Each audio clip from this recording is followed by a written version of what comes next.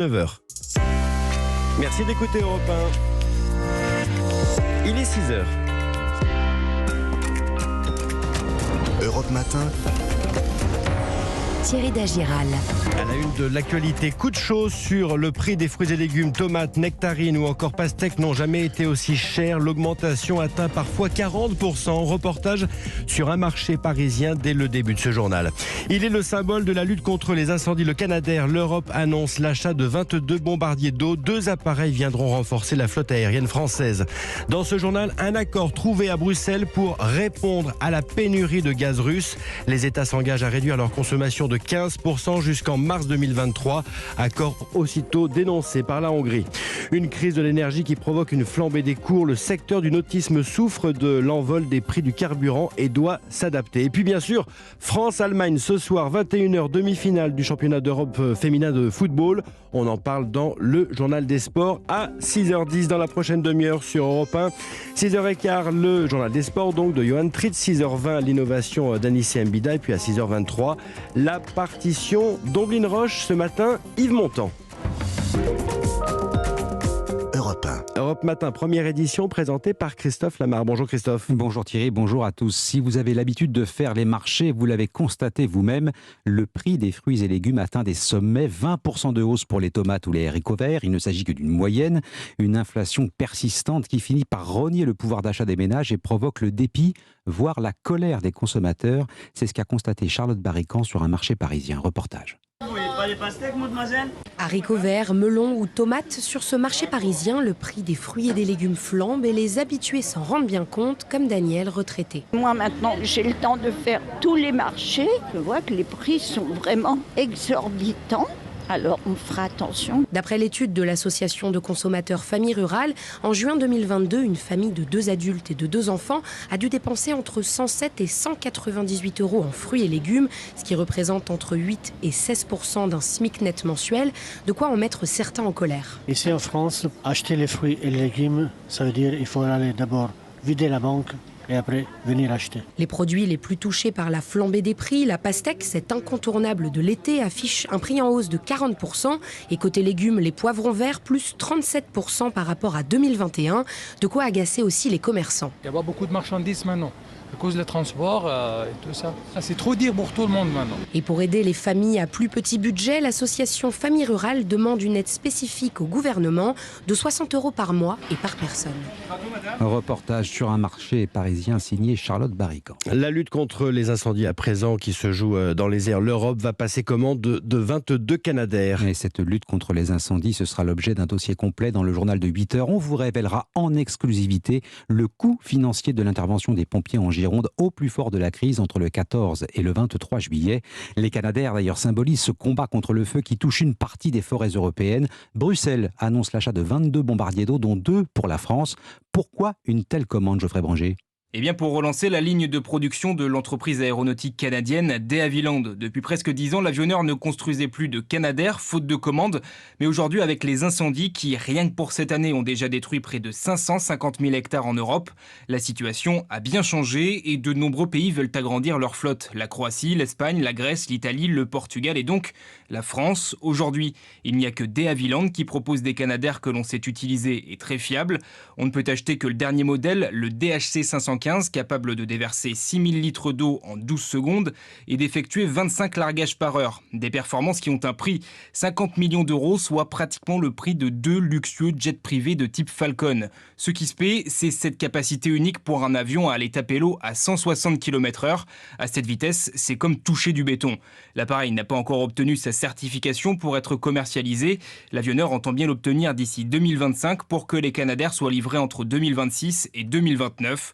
Dans cette commande de 22 avions, la France devrait en recevoir seulement 2. Geoffrey Branger du service économie d'Europe 1. Des incendies qui restent toujours d'actualité en France. Près de 300 personnes ont été évacuées dans l'Hérault. Le feu s'est déclaré sur une colline de végétation située à une vingtaine de kilomètres de Montpellier. Il a déjà parcouru plus de 1000 hectares.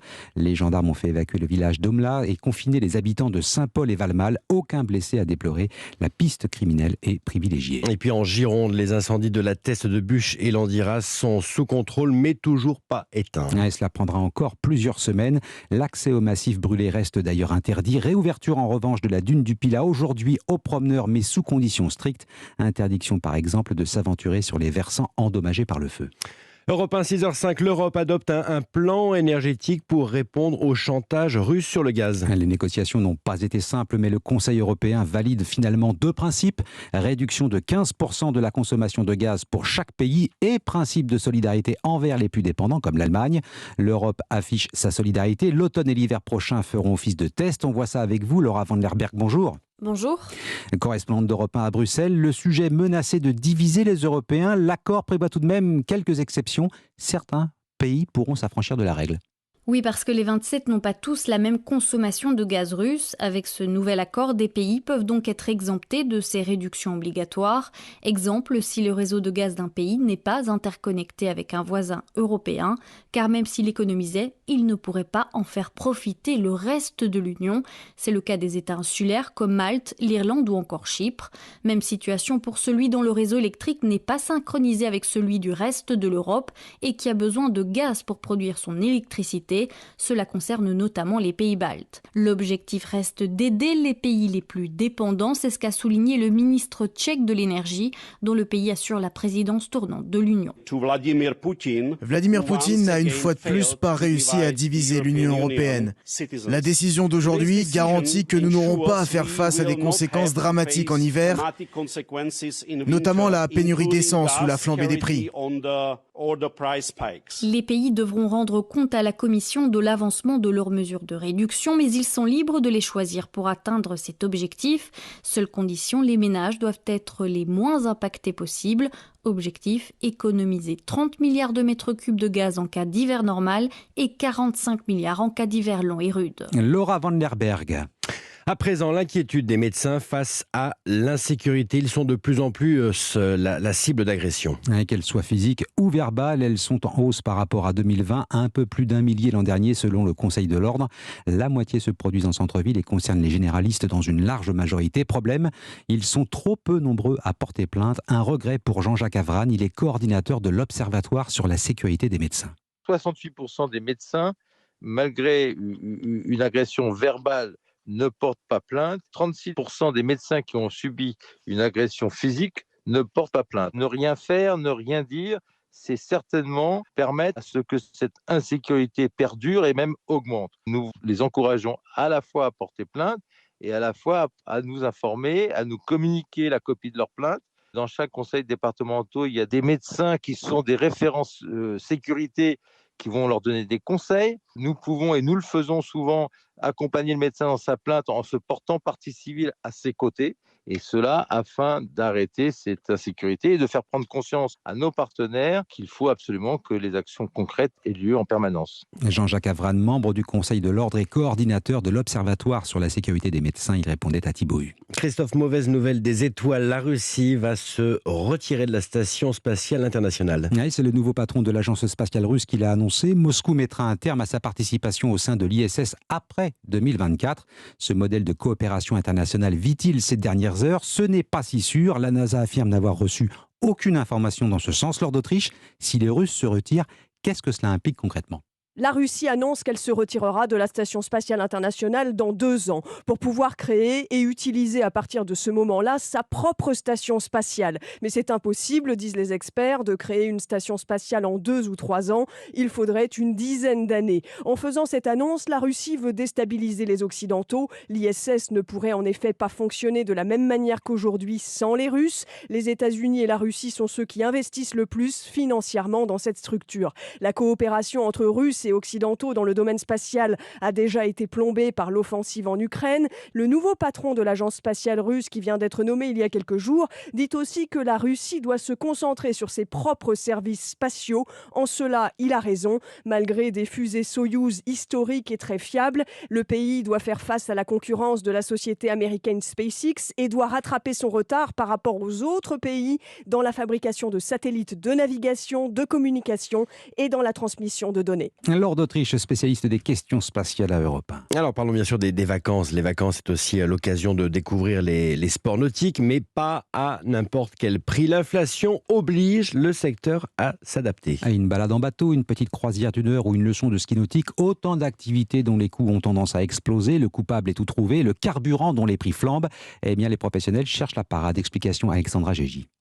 À Sainte-Maxime, l'essence avoisine les 2,70 € le litre sur le port, mais Laurent, qui gère une base nautique, ne veut pas augmenter ses prix. On a fait le choix d'expliquer très clairement aux clients que nous allions réduire un peu les temps. Un exemple, un tour de bouée tracté qui dure en général 15 minutes, le ramener à 12 minutes sans changer notre tarification. C'est particulièrement notre marge qui va baisser.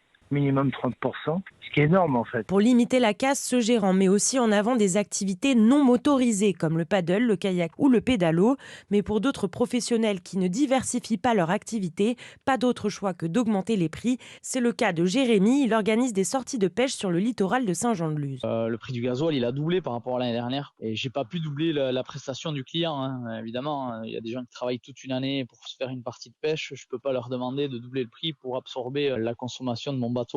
Une petite partie de pêche qui était à 70 €, on est passé à 75 €. Malgré ces augmentations, les habitués sont toujours fidèles au poste, mais le bilan de la saison s'annonce moins bon que l'année dernière si le carburant continue d'augmenter. Alexandra Gégy du service économie d'Europe 1. Et puis bien sûr l'Euro féminin ce soir 21 h, Allemagne-France. Bien sûr, on en parle dans un instant dans le journal des sports. C'était le premier journal de Christophe Lamar. À tout à l'heure.